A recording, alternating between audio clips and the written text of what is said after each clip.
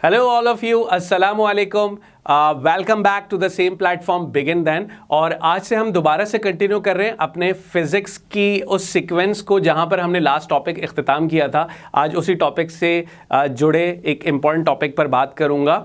Class first year physics के student से मुखातिब हूँ इस वक्त। मुझे कई बच्चों के कमेंट्स आते रहे कि सर फिज़िक्स आपने बिल्कुल ऐसे छोड़ दी है, तो फिज़िक्स को अपलोड करें, फिज़िक्स के टॉपिक अपलोड करें। एग्जैक्टली एग्ज़ाम जैसे जैसे टाइम गुजरता चला जा रहा है तो आप लोगों को थोड़ी सी परेशानी होना शुरू हो गई होगी कि टाइम से ज़रा प्रैक्टिस भी कर लें और रिवीजन में रख सकें। अच्छा, आज हम एक बड़ा इंपॉर्टेंट टॉपिक करने वाले हैं।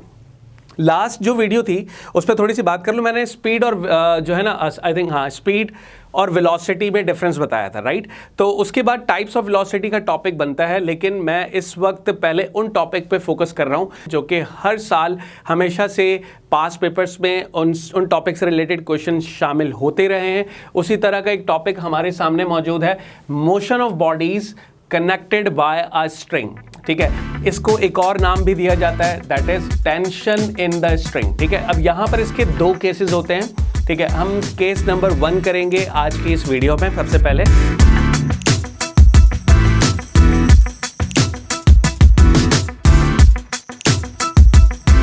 चलिए स्टूडेंट्स, वेलकम अगेन और शुरू करते हैं आज का टॉपिक। टॉपिक क्या है हमारा? Motion of bodies connected by a string. क्या मतलब होता है इसका? यहां पर हम डिस्कस करेंगे दो बॉडीज को हम सिंपली कनेक्ट करने वाले हैं एक स्ट्रिंग के साथ। मैंने क्या किया, एक रस्सी ले ली। ठीक है, ये हमारे पास सिंपली एक रस्सी मौजूद है और इसके दोनों एंड पॉइंट पर मैंने दो बॉडीज को अटैच्ड कर लिया। ठीक है, मैं एक बॉडी बना रहा हूं यहां पर इस तरह से कुछ, ठीक है, और दूसरी बॉडी मैं बना रहा हूं थोड़ा सा ऊपर, और फिर उसके बाद इसका रीज़न बताऊंगा कि यहाँ पर ऐसा क्यों हम कर रहे हैं। ठीक है, ठीक है, ये हमारे पास मौजूद है बॉडी ए और ये मौजूद है बॉडी बी।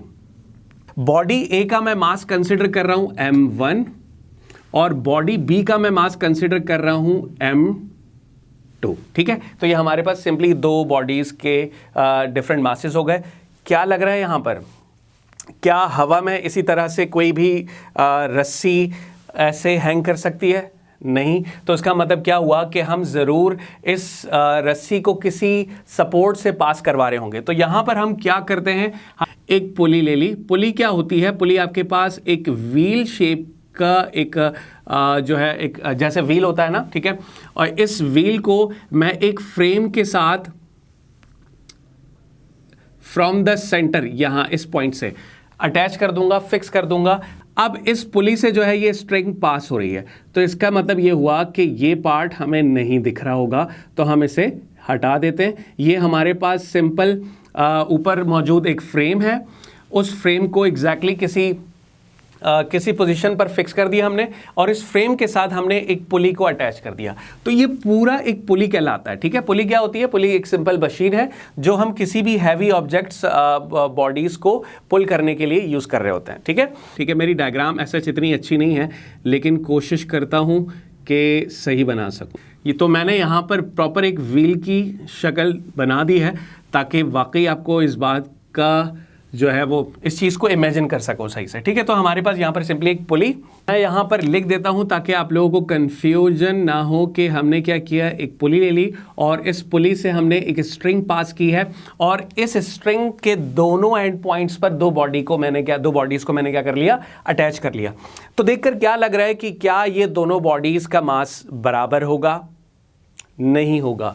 तो इसका मतलब क्या हुआ कि बॉडी ए का मास आपको ज़्यादा दिख रहा है और बॉडी बी का मास आपको कम दिख रहा है। तो ये आपको याद रखना है कि केस नंबर 1 जब आप सॉल्व करोगे तो वहाँ पर आपने बॉडी ए का मास ज़्यादा रखना है। ठीक है, तो हम यहाँ लिख लेते हैं कि हमारे पास बॉडी ए जो है, यानी बॉडी ए जिसका मास m1 है, वो ग्रेटर होगा बॉडी बी जिसका मास m2 है m2 के मुकाबले में। ठीक है, तो ये कंडीशन बेटा याद रखिएगा। अब सवाल पैदा होता है कि यार कोई भी बॉडी अगर किसी स्ट्रिंग के साथ अटैच्ड होती है तो उसमें कितने टाइप की फोर्सेस एक्ट कर सकती हैं और इन व्हाट डायरेक्शंस। तो यहां हमें पता ही है एग्जैक्टली अगर कोई बॉडी जमीन के सरफेस से ऊपर होती है तो उस पर gravity from the centre of earth act कर रही होती है ताकि उसे खींच सके। इस मास पर जो ग्रेविटी लगेगी, इस मास पर, मैं इसे ब्लैक से लिख लेता हूं, इस मास पर जो ग्रेविटी एक्ट करेगी उसके प्रोडक्ट की वजह से हमें क्या मिलेगा, हमें मिलेगा वेट। उसकी डायरेक्शन कहां होगी, डाउनवर्ड डायरेक्शन होगी, ठीक है। और अब इस वेट के अगेंस्ट ऐसी क्या फोर्स होगी जो इस वेट को बैलेंस कर रही होगी। तो यहां पर इस वेट को जो चीज बैलेंस कर रही है उसे हम क्या कहते हैं, टेंशन, ठीक है, अपवर्ड जानिब होगी, ठीक है। इसी तरह अगर मैं बॉडी बी की बात करूं तो यहां पर भी बिल्कुल ऐसे ही होगा। यहां क्योंकि मास m2 हो गया और उसके साथ हमने ग्रेविटी को लिख लिया और फिर साथ में इन दोनों की वजह से हमें क्या मिल रहा होगा, वेट 2 मिल रहा होगा। मास 2 है तो वेट 2, मास 1 है तो वेट 1, ठीक है। डायरेक्शन डाउनवर्ड और इस वेट के अगेंस्ट क्या चीज होगी हमारे पास, टेंशन, जो कि इस वेट के ऑपोजिटली एक्ट कर रही होगी। तो हम यहां पर टेंशन की डेफिनेशन भी लिख लेते हैं, ठीक है। टेंशन को हम किस तरह से डिफाइन कर सकते हैं, सिंपल और आसान सी डेफिनेशन लिखवा रहा हूं ताकि आप लोगों को याद हो जाए, ठीक है, और रट्टा नहीं लगाना किसी चीज़ का। अब सवाल पैदा होता है कि सर समझ में तो आ गया कि वेट हमेशा से टेंशन के ऑपोजिट एक्ट करता है, पर ये टेंशन होती क्या चीज़ है। कोई भी रस्सी जो किसी ऑब्जेक्ट के वेट को बर्दाश्त कर रही है तो इसका मतलब क्या हुआ, आप उसे आसान अल्फाजों में कह सकते हो कि टेंशन एक बर्दाश्त है जो इस वेट को कर रहा है, ठीक है। तो वेट क्योंकि डाउनवर्ड एक्ट कर रहा है और इस वेट को इस रस्सी में बर्दाश्त था, तभी तो ये बॉडी इससे निकल नहीं गई, या मतलब इससे रस्सी टूटी नहीं। तो रस्सी अगर नहीं टूट रही तो इस रस्सी में इतना बर्दाश्त है कि वो इस वेट को, इस मास को बर्दाश्त कर सके, इस वेट को बर्दाश्त कर सके। Tension is the form of force. Tension भी एक फोर्स की फॉर्म है, ठीक है। टेंशन भी क्या होती है, एक फोर्स की फॉर्म है। Tension is the form of force which is acting opposite. तो हमने क्या देखा, टेंशन जो है वेट के ऑपोजिट एक्ट कर रही है, यही बात मैंने लिख दी। Tension is the form of force, ठीक है, which is acting opposite to the direction of weight, to the direction of weight, ठीक है। तो ये आपके पास सिंपल आसान सी डेफिनेशन, जिसको याद रखना भी आसान होगा, ठीक है। तो जो चीज़ हमें दिख रही है उसी चीज़ को मैंने लिख दिया यहाँ पर कि टेंशन एक फॉर्म ऑफ फोर्स है जो वेट के ऑपोजिटली एक्ट करती है। लेकिन एक चीज़ रह गई कि ऐसा कब होता है, ऐसा तब होता है जब, यानी हम उस स्ट्रिंग की बात कर रहे हैं जिसके साथ कोई मास अटैच्ड होना ज़रूरी है, ऑफ मास कनेक्टेड स्ट्रिंग, ठीक है। तो ये आपके पास सिंपल टेंशन की डेफिनेशन हो गई। अब क्या कहोगे, टेंशन क्योंकि फॉर्म ऑफ फोर्स है, फोर्स एक वेक्टर क्वांटिटी होती है, तो इसका मतलब टेंशन भी क्या होगी, वेक्टर क्वांटिटी होगी। तो मैं लिख सकता हूं it is a vector quantity, ठीक है। दूसरी बात, टेंशन जैसे कि हमें पता है फोर्स को हम मेजर करते हैं न्यूटन के अंदर, तो फोर्स का यूनिट क्या होता है, न्यूटन, यानी kilogram metre per second square. तो इसे मैं यहां पर ये भी मेंशन कर सकता हूं, it is measured in kilogram metre per second square, क्योंकि हमें पता है फोर्स का फॉर्मूला क्या होता है, ma होता है। तो मास का unit kilogram, acceleration metre per second square, ठीक है। तो kilogram metre per second square आ गया। और कलेक्टिवली, अब इसको हम इतना बड़ा यूनिट हम कभी भी शो नहीं करते फोर्स का, हम अक्सर अवकात क्या लिख लेते हैं, एंड कलेक्टिवली न्यूटन हम लिख देते हैं, ठीक है, न्यूटन। तो हमें पता है कि फोर्स का जो यूनिट है वो kilogram metre per second square है, जिसे हम कलेक्टिवली रिप्रेजेंट करते हैं न्यूटन से। और फोर्स की ही फॉर्म है टेंशन, तो इसका मतलब टेंशन का यूनिट भी क्या होगा, न्यूटन होगा, वेक्टर क्वांटिटी है। और तीसरी चीज, टेंशन की डेफिनेशन। इसे आप लोग जल्दी से इसका स्क्रीनशॉट लें ताकि फिर हम इस डेरिवेशन को कंप्लीट करें, और उसके लिए हमें स्पेस चाहिए होगा। राइट, लिख लें जल्दी से। राइट, ठीक है। तो फिर उसके बाद फिर मैं उस तरफ जब जाऊंगा तो उसको लिखवा दूंगा। अब यहां पर हमने नोट किया कि जो जो चीजें आपको डायग्राम पर जिस तरह से दिख रही हैं उस तरह से उसे लिख लें। तो ये आपकी क्या हो जाएगी, कंस्ट्रक्शन हो जाएगी। तो डेरिवेशन की मैं सिंपली हेडिंग डाल रहा हूं, ठीक है। तो मैंने क्या किया, दो बॉडीज, बॉडी ए और बॉडी बी, जिनके मास m1 और m2 हैं, और ये दोनों मासेस बराबर नहीं है, m1 ग्रेटर है और m2 लेस है। तो मैं मैं लिख सकता हूं कंसिडर टू बॉडीज, ठीक है, of unequal masses m1 and m2, ठीक है। तो मैंने m1 और m2 लिया है सिंपली, और साथ में ये भी लिख लो कि m1 ग्रेटर है m2 के मुकाबले में, दैट इज m1 ग्रेटर है m2 के मुकाबले में। अच्छा, उसके बाद हमने क्या किया, इन दोनों बॉडीज को अटैच कर लिया इस रस्सी के दोनों एंड पॉइंट से, और ये बात भी लिखना जरूरी है, तो आप यहां पर लिख लें, these two bodies are connected to the both ends of the string, ठीक है। अब ये स्ट्रिंग जो है इस पुली से पास हो रही है, और ये पुली फ्रिक्शनलेस है, यानी स्मूथ सरफेस की है, ताकि इजीली किसी किस्म की रुकावट ना हो और ये रस्सी मूव कर सके, ठीक है। विच पासेस ओवर आ फ्रैक्शनलेस, ठीक है, फ्रैक्शनलेस पुली, यही लिख लेता हूं पुली, ठीक है। और ये रस्सी इस फ्रैक्शनलेस पुली से पास हो रही है। तो ये थी आपकी कंस्ट्रक्शन, और अब डेरिवेशन शुरू होने जा रही है। तो जल्दी से इसका स्क्रीनशॉट ले लें। अब मैंने बोर्ड रब कर दिया ताकि हमारा टाइम बच सके। अब आगे चलते हैं। हमने क्या करना है, सबसे पहले एक एक करके दोनों बॉडीज पर देखना है कि कौन सी बॉडी पर किस किस डायरेक्शन से फोर्सेस एक्ट कर रही हैं, लग रही हैं। तो पहले मैं हेडिंग डाल रहा हूं, forces acting on body A. Body A पर कौन सी फोर्सेस लग रही हैं, forces acting on body A, ठीक है। बॉडी ए पर कौन कौन सी फोर्सेस लग रही हैं। तो बताइए, बॉडी ए पर वेट है जो डायरेक्टली डाउनवर्ड है, और इस वेट के अगेंस्ट रस्सी में क्या चीज प्रोड्यूस हो रही है, टेंशन। तो हम यहां लिख लेते हैं, number 1, weight that is W1 is equal to M1 G के बराबर है। इसकी डायरेक्शन क्या है, एक्टिंग डाउनवर्ड, ठीक है। किस जानिब है, डाउनवर्ड एक्ट कर रहा है। सेकंड, दूसरी कौन सी फोर्स है बॉडी ए पर जो लग रही है, टेंशन है जो इस वेट के अगेंस्ट है। तो आप लिख सकते हो टेंशन T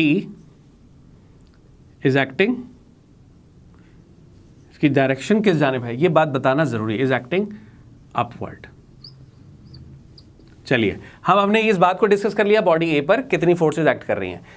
जरा देखकर बताइए कि बॉडी ए पर जो वेट W1 है और जो टेंशन T है, इन दोनों में से कौन सी फोर्स ज्यादा है, क्योंकि वेट भी एक फोर्स होती है और टेंशन भी एक फॉर्म ऑफ फोर्स है। तो कौन सी फोर्स ज्यादा होगी, वेट ज्यादा होगा बॉडी ए पर या टेंशन ज्यादा होगा, वेट ज्यादा है, ठीक है। क्योंकि अगर सोचें, दोनों बॉडीज को सामने रखते हुए डिसीजन लिया जाता है कि ये दोनों बॉडीज में से कौन सी बॉडी नीचे जा रही है, बॉडी ए नीचे जा रही है। इसका मतलब कौन सी फोर्स उससे नीचे लेके जा रही होगी, बॉडी ए का वेट ज्यादा होगा टेंशन के मुकाबले में, तब ये बॉडी नीचे जा रही है, ठीक है। इस तरह आप देखोगे बॉडी ए को देखते हुए कि हमारे पास बॉडी का वेट W1 ग्रेटर है टेंशन के मुकाबले में, ठीक है।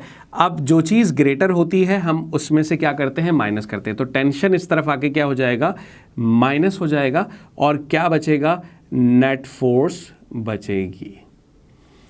अब सवाल ये है कि नेट फोर्स क्या होता है।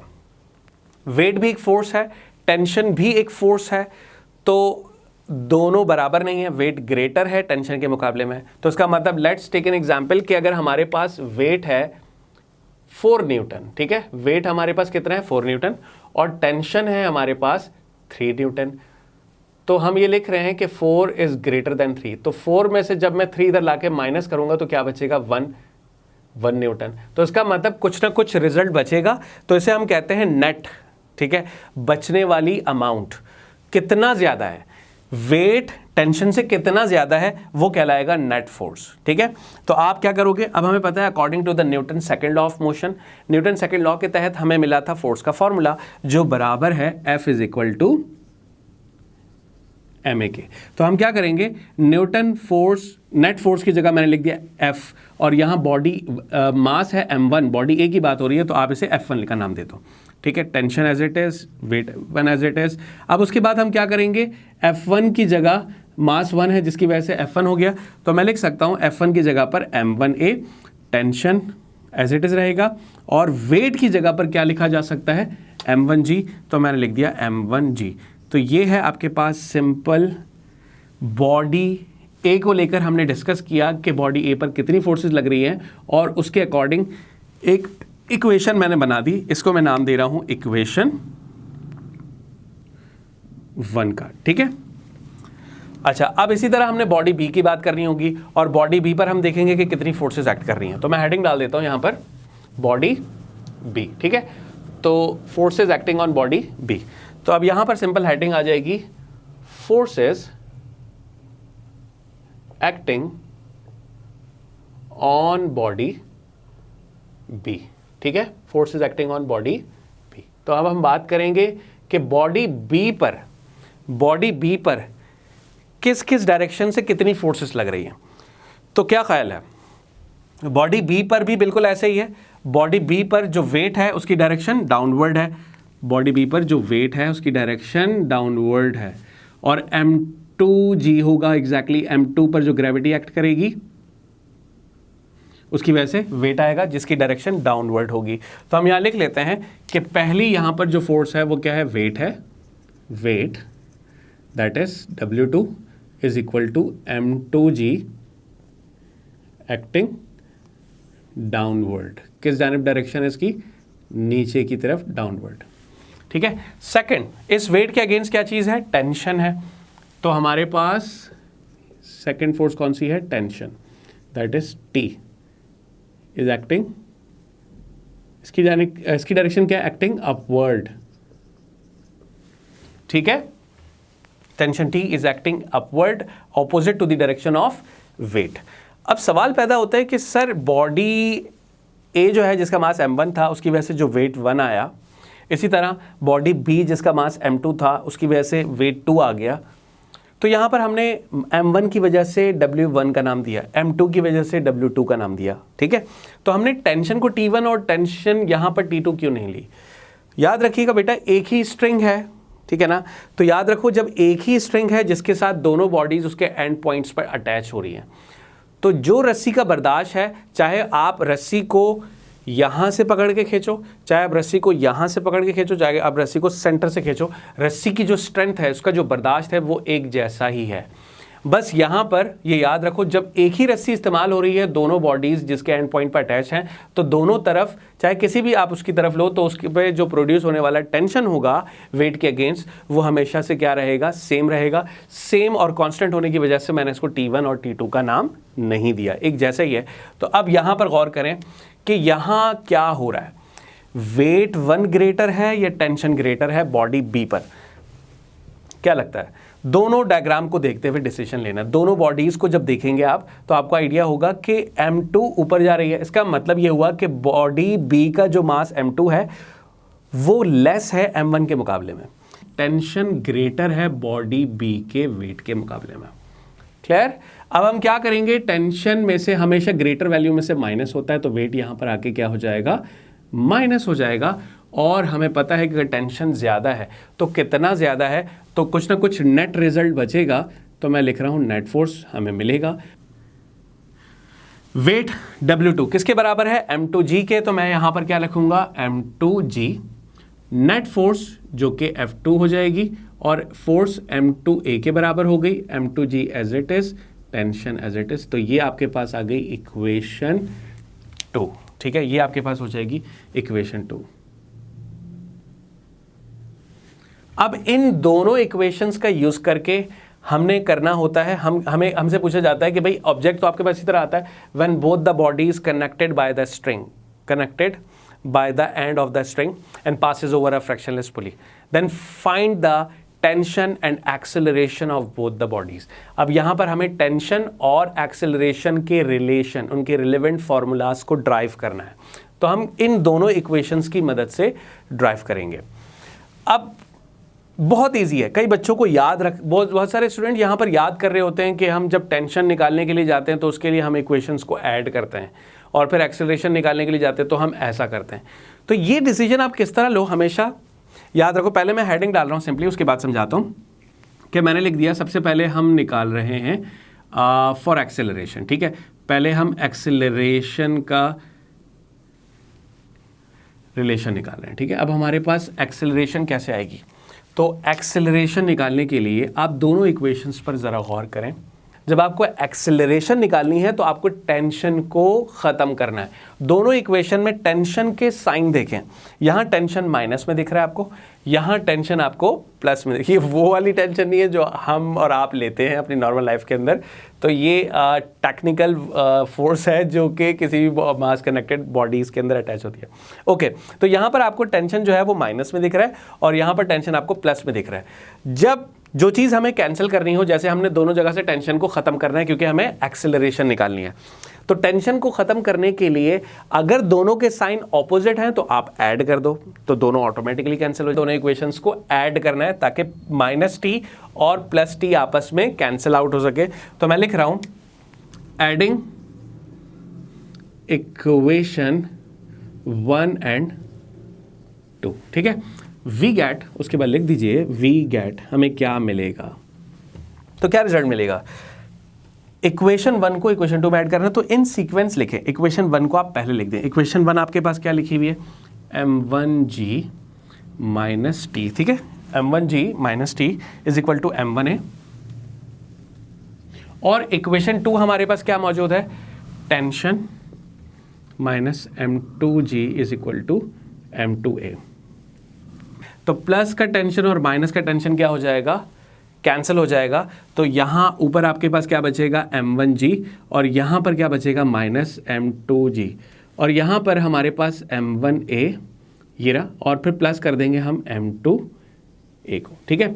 अब आप गौर करें, यहाँ क्योंकि मासेस का डिफरेंस है, बॉडी ए का मास ज़्यादा है बॉडी बी के मास के मुकाबले में, तो ये दोनों कैंसिल नहीं हो सकते। इसी तरह ये दोनों भी कैंसिल ऐड नहीं हो सकते, ठीक है। तो अब हम क्या करने वाले हैं, हमें एक्सेलरेशन निकालना था, तो जो चीज़ें कॉमन निकाली जा सकती है वो ले लें।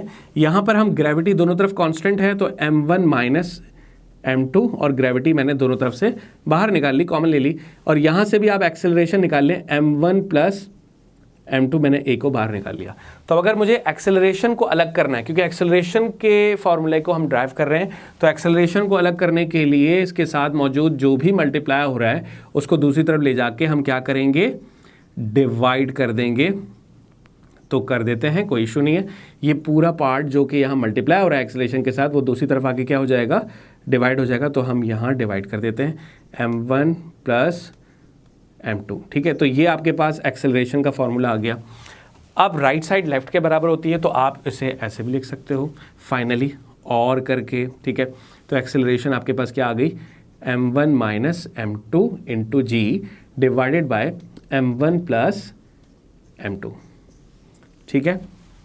तो ये था एक्सेलरेशन, और अब हम निकालेंगे टेंशन। जल्दी से इसका स्क्रीनशॉट लो फॉरन। ऑलराइट गाइस, अब चलते हैं टेंशन के फॉर्मूले को ड्राइव करना है।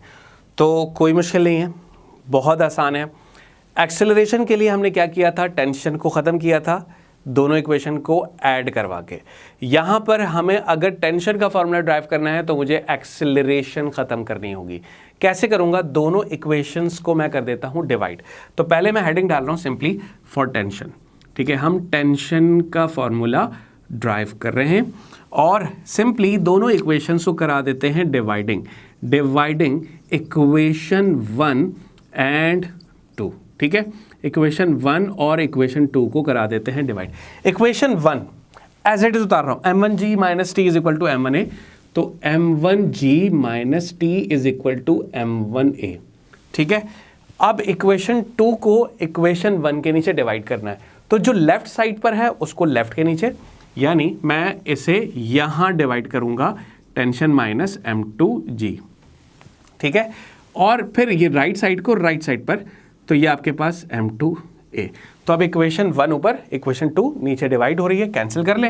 एक्सेलरेशन से एक्सेलरेशन गया, क्या बचा देख लेते हैं। टेंशन यहां से बहुत आसान है, क्रॉस मल्टीप्लीकेशन, ये ऊपर क्रॉस में मल्टीप्लाई, ये यहां इसके साथ क्रॉस में मल्टीप्लाई, तो M2 क्या हो जाएगा इस पूरे पार्ट से, यानी M1G माइनस T मल्टीप्लाई हो जाएगा M2 के साथ, और tension minus T minus M2G multiply हो जाएगा किसके साथ, M1 के साथ।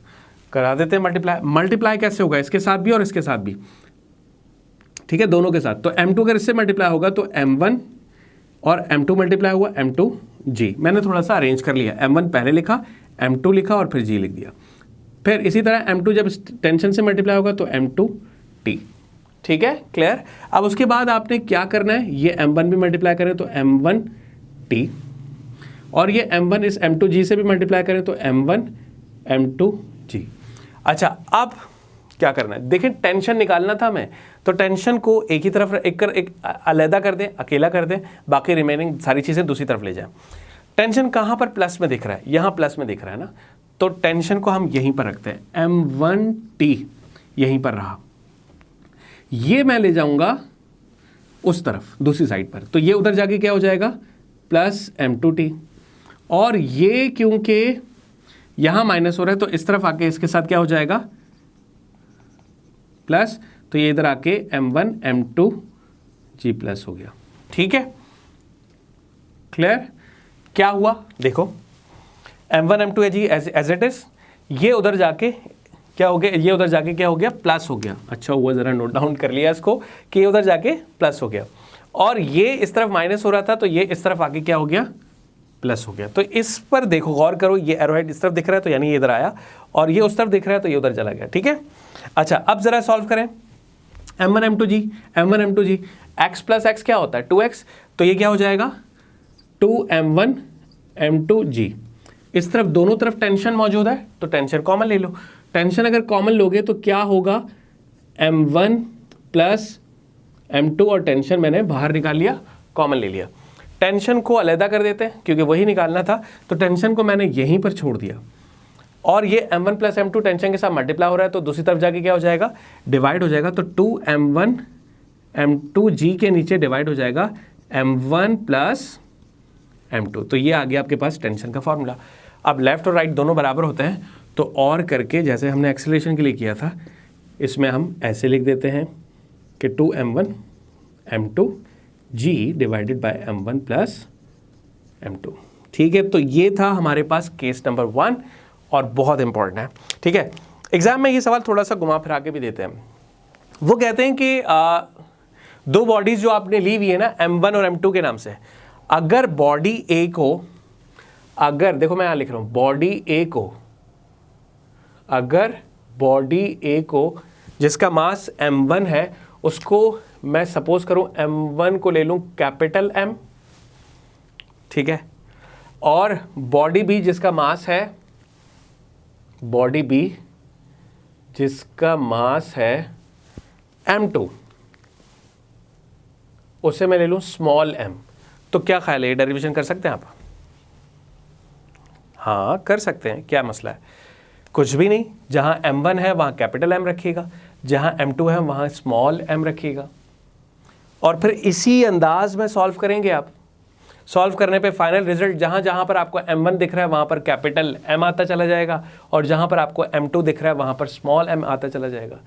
अब कई बच्चे यहाँ पर ज़रा ज़्यादा ही समझदार बनने की कोशिश करते हैं, वो क्या करते हैं, पूरी डेरिवेशन इसी अंदाज में सॉल्व करते हैं M1 और M2 की शक्ल में, और एंड में लिख लेते हैं कि according to given condition M1 capital M के बराबर है, M2 स्मॉल m के बराबर है, तो अपनी रिजल्ट को इस फॉर्म में ले आता है, तो जो गलत हो जाता है। एग्जामिनर हमारे जितना पढ़ा लिखा तो नहीं है ना, एग्जैक्टली वो अपने सब्जेक्ट में एक बड़ी महारत रखता है, तो वो बहुत आसानी से पकड़ लेता है, तो ये गलत हो जाएगा, आपके सवाल के सारे मार्क्स कैंसिल हो जाएंगे। ठीक है।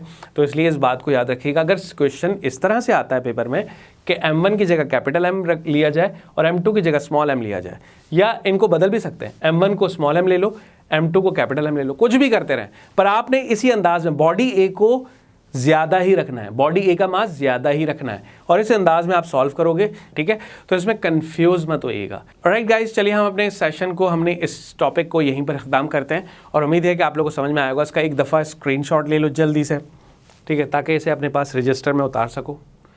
ओके, चलिए फिर मुझे इजाज़त दें और अपना ख्याल रखिएगा। इंशाल्लाह नेक्स्ट वीडियो में मुलाकात होती है केस 2 के साथ। अल्लाह हाफ़िज़।